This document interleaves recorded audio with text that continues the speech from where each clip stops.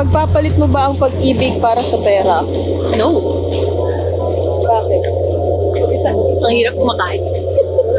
Hindi, kasi hindi ako magiging masaya. Madami ng pera pero kasama mo, hindi mo naman mahal. I don't want to live that kind of life. Gusto mo yun? Anong gusto mong buhay? Sa ibang bansa or sa Pilipinas? Sa totoo ngayon ay hindi ko siya masagot kasi ang paano ba? Medyo go with the flow ako sa nangyayari sa life ko ngayon, and as I age,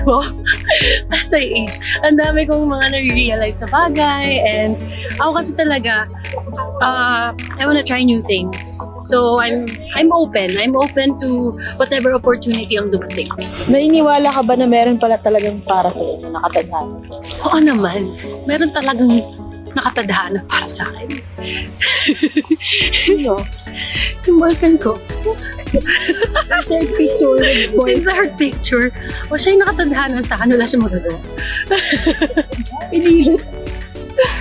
Minsan ang tadhana dapat pinipilit. Charing!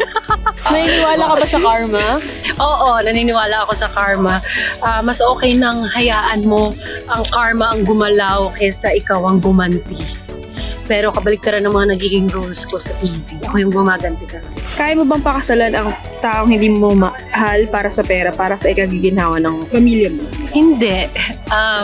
Mahal ko ang aking pamilya, pero hindi ko isa-sacrifice ang sarili kong kaligayahan para lang sa pera. May iba pang way na mas makakapag-ipon kami, makakaginhawa kaming family together. Hindi yung kailangan ko pa magpakasal sa taong hindi ko mahal.